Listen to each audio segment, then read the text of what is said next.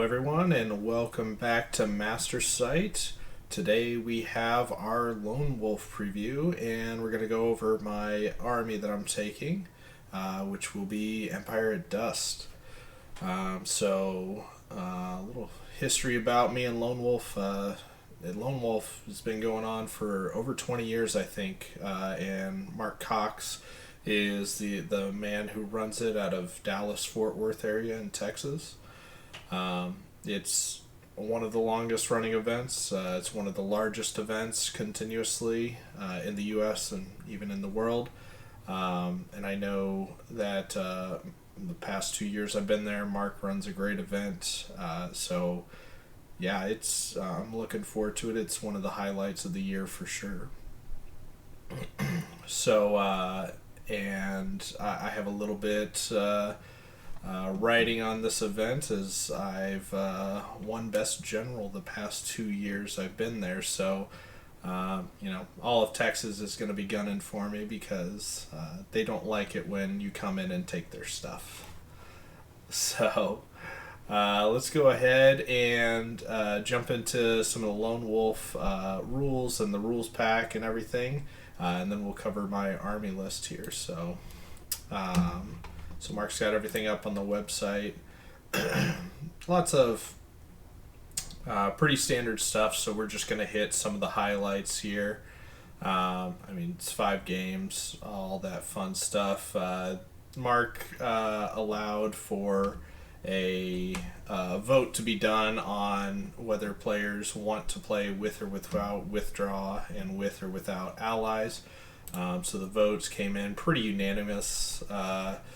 The withdraw with a -1 to hit, no allies. That's what we've been seeing here in the States, and that's what I expect will be the norm going forward. So, in this event, we do have a tournament reroll, which isn't uncommon, but looking back at the events that I've already done up to this point for battle reps, this is the first one that we've had. So it's a good thing to have. So, and the reroll does break the rule that it allows you to reroll an already rerolled dice, so like a second nerve check and whatnot. So you can effectively reroll any dice at any time. One thing I like that Mark does is with chess clocks, he actually awards sports points for people that play or at least offer to play on chess clocks for the majority of their games, 4 out of their 5 games. So I think chess clocks, a lot of people don't really care to play on them, and then a lot of people are looking to prepare for upcoming events that they know they'll have to play on them. So there's a lot of mix when it comes to that. So I think this is a good little compromise that Mark's done here. So he has a bunch of stuff about lists that make you throw up in your mouth and potentially not allowing them to play. And I've never heard of that actually happening, so we're going to skip that. And then go straight into the special character. So in Texas, you get a Lone Wolf or a Lone Ranger. Let's go ahead and just kind of cover both of them here, and I'll let you know which one I picked. So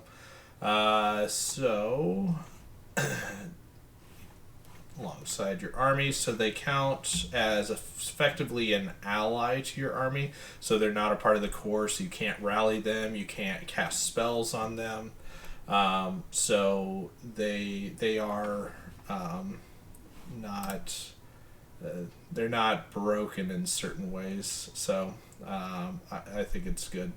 So the Lone Ranger is the shooting guy. So he's an individual on a 20 or 25 millimeter base. He is self-inspiring and unit strength 1/2. He is treated as an ally, as I was saying. Silver bullets, so the Ranger has a magical repeating pistols with 16-inch range, piercing 2, and they apply shattering. And you'll see his range stat is 3 up. He also has elite. So this bastard with his 5 attacks is a pretty damn good shooter. He gets duelist as well, which, yeah, is fine. But so speed 6, hits on 4s in melee, but no crush or thunder. He's really there for that shooting package. Hitting on 3s with elite and piercing 2, shattering, like you're averaging at least 2 or 3 wounds extra into a shooting phase, plus the shattering on top of that. So this guy really puts some shooting lists over the top, or even a mild amount of shooting. It makes it quite deadly.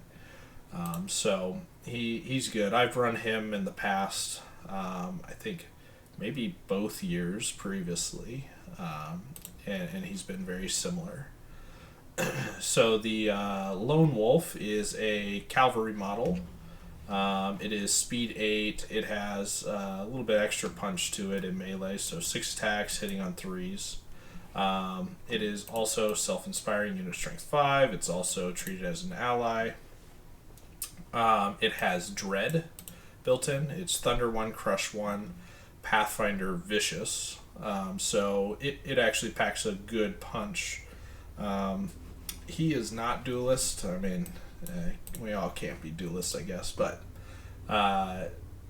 yeah, so he's a good little puncher. And with that Dread aura, he really helps some armies that can't get access to Brutal or Dread or don't have access to much of it. So I actually am taking the Lone Wolf this year with my army, and we'll kind of look at my list in just a little bit, and I'll explain a little more why.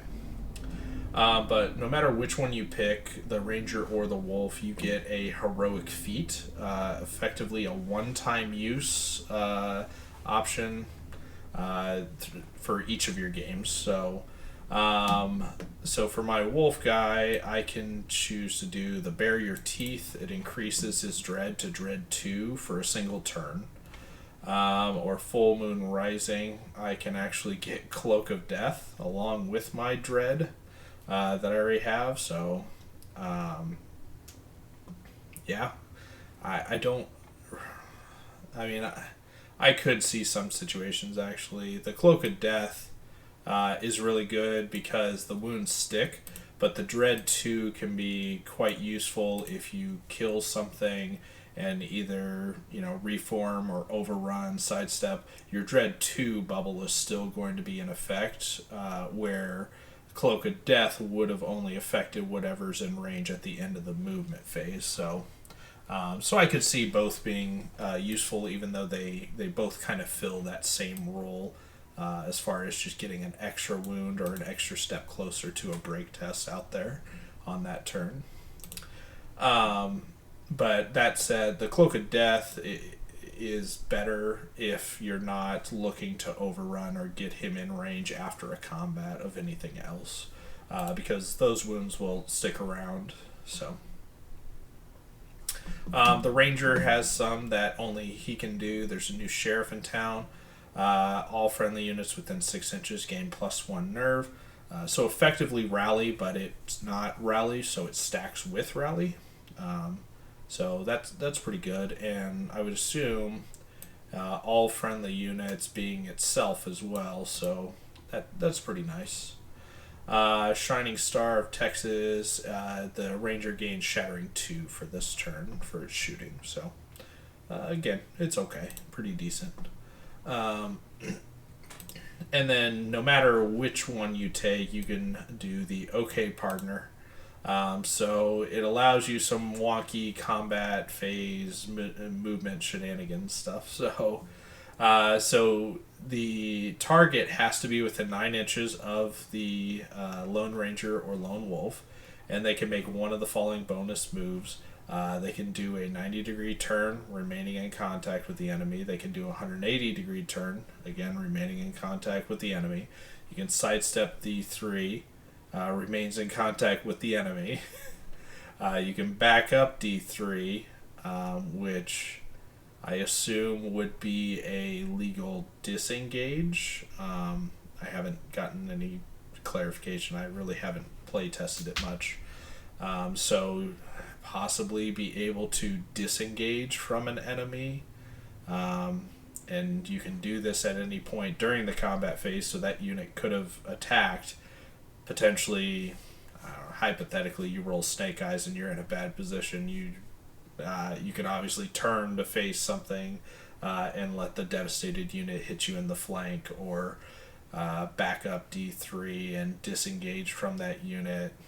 I don't know, some weird shenanigans, like I said.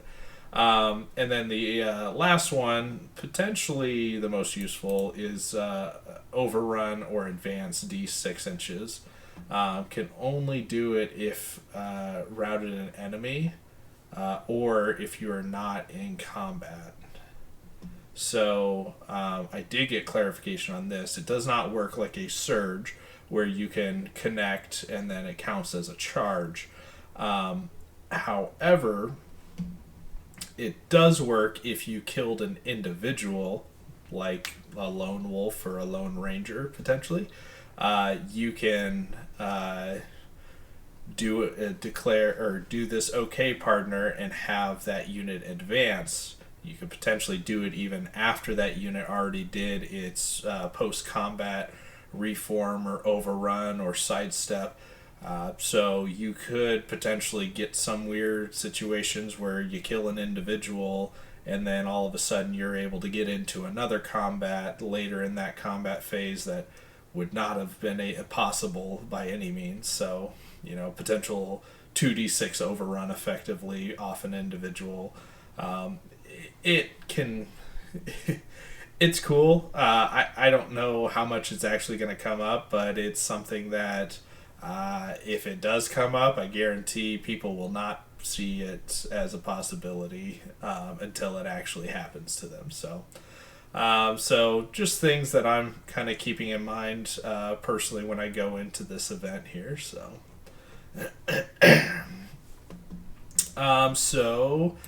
Scoring for Lone Wolf is pretty easy breakdown, nothing out of the ordinary here.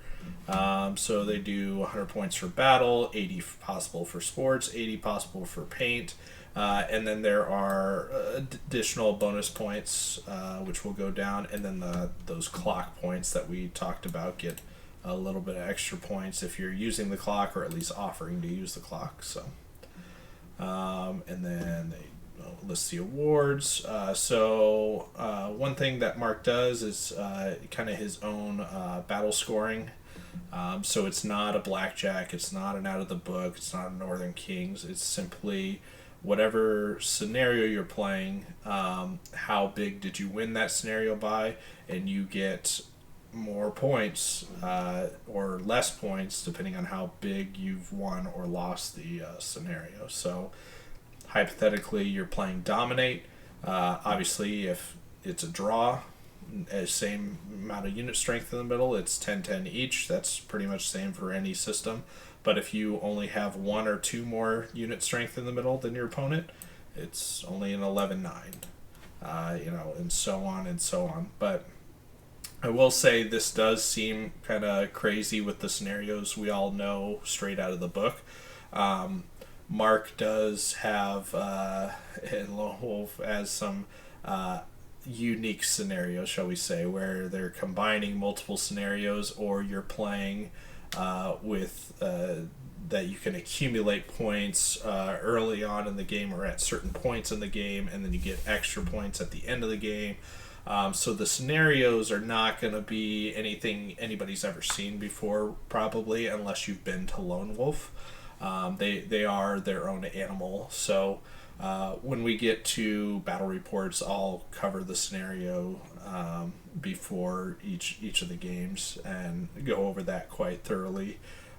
Most of them have quite extensive rules to know. It's not just straight out of the book Dominate. There's going to be 2 or 3 other things going on that will accumulate these points and get you up to a possible of those max wins down here, which is pretty crazy to think about, having 19 more unit strength than somebody in a scenario. So it'll make more sense once we look at those before our games here. So sportsmanship, pretty easy. There's base points you get. You get extra points for people voting for you as your best sports game, and you get points taken away if there's some reason a bad game vote. Pretty straightforward. Appearance points. They have a nice little range thing here. I kind of like that it's not just a straight up checkbox. They really go off of, you're in these ranges, but there's obviously, we look at this, a tabletop ready army. There's a lot of variation in what tabletop ready is to a lot of people's opinion. So there's a good 10, 15 points in some of these categories that could spread. So a tabletop ready army for some people, there's going to be better than other people. So I like that they're just simply saying it is a very subjective scoring paint, no matter where you go, even if there is check boxes. The paint score has always been a difficult thing to appropriately score in any tournament, in any game system, really. But I've grown to like more and more systems similar to what Mark's doing here. So I would say the army that I'm taking is going to land in this tabletop ready to possibly tournament competitive. So anywhere between 45 to 65 paint points, basically, is what I would expect out of a possibility of 80, and I'm perfectly fine with that. There is no way it's in one of these top two categories, and I know it's not bare minimum, so I think I can quite safely say that it's going to land in between these two categories somewhere, and where it lands, I'm really not terribly worried, because they give you a range going in, so you know what you're gaining or missing depending on the paint score that you would expect. So and then those lone wolf points, so basically just extra points for really those kind of odd things or weird things, like having a room at the venue that Mark hosted at. I know that Mark probably has a quota of rooms that he has to hit in order to have the venue for a certain price, and if he doesn't hit that, it costs him more money. So he just gives some bonus points if you're staying at the Marriott that they're hosting out of. So I think this is a really good idea. I think it's fair. I think that a lot of tournaments should be looking to do things like this, especially if you're struggling with getting people at certain venues or getting a certain number. I've seen people give points for if you sign up by a certain date, if you turn in your army list by a certain date. Unfortunately, not everybody's perfect, and sometimes if you put these things straight out there saying, I will reward you for doing this thing, then you get people to actually do it. So and Mark does a great thing with Lone Wolf. He also has a couple different charities things that going on. So this Friends of Lancaster, I believe this is a cancer recovery patients. So a donation to them or items off a list that's needed is something that he will give you points for. And I know in the past I've just gone on and donated just straight through PayPal or whatnot to get the points. So really love seeing that out of an event, doing some community building, community outreach programs. That's just something that's great and gives you some extra bonus points for doing it. So props to you, Mark, for doing that.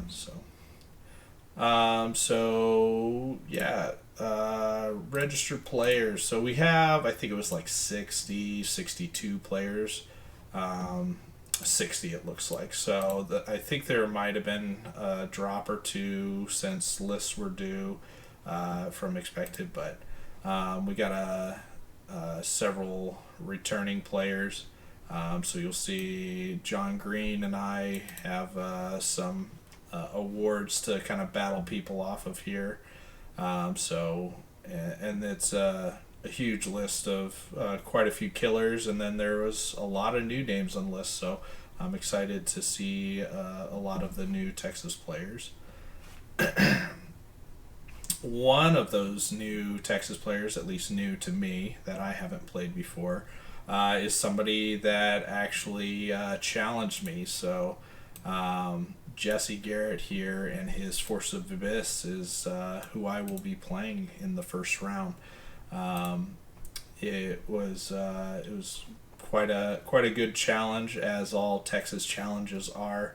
I was just kind of sitting there, got an email from Mark saying challenges and lists are due by this date, and I decided to kind of throw out there on the Texas Facebook page saying, I've won this award twice. It doesn't seem like Texas is really trying. And then Jesse stepped up to the plate. So from what I hear, he's a really great player, really great guy. So I'm really looking forward to our game, and that'll be our game one. So it should be a really great one to start off this event. So looking forward to it.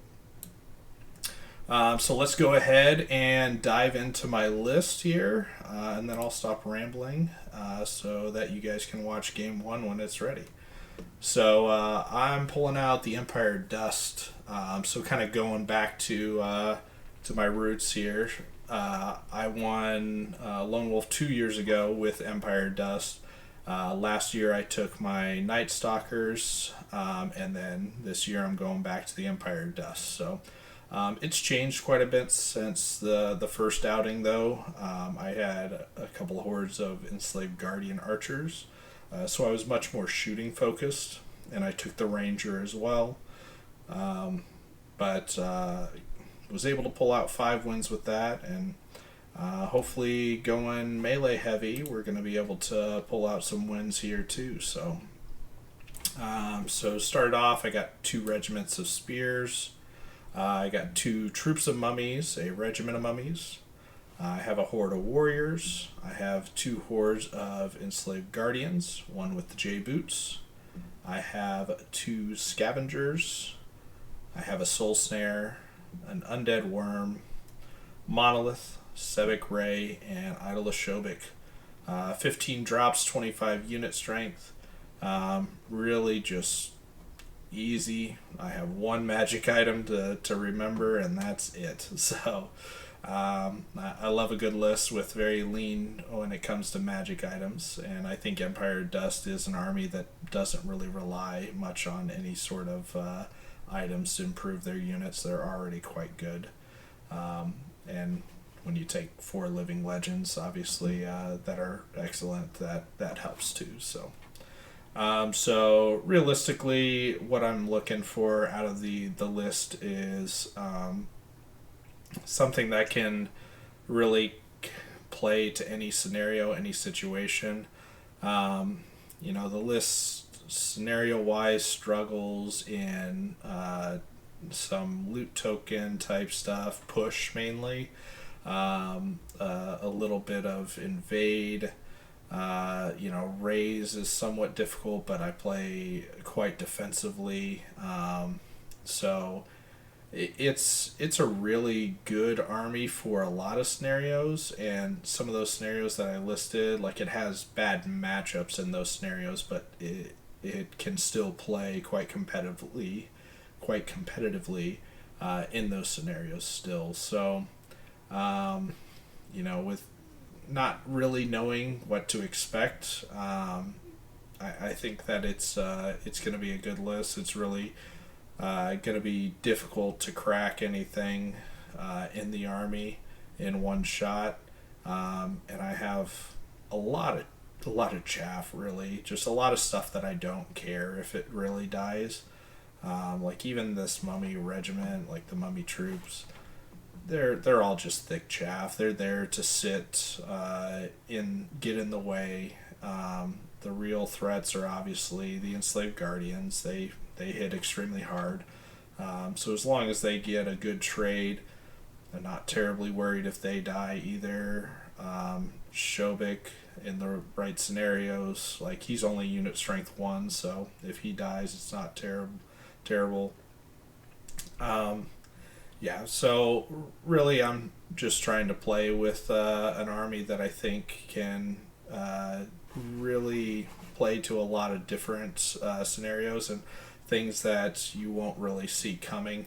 Because, like I said, the scenarios that we'll be playing they might be based off of a book scenario, but they're going to be taken way past whatever you're used to in the books. So it's always a good time, though. There's Mark usually does a good balance of playing one or two scenarios that are just wonky, off the wall, ridiculous, but then brings it back with a scenario or two that is very standard, very similar to what you're used to out of the book, with maybe just a little twist.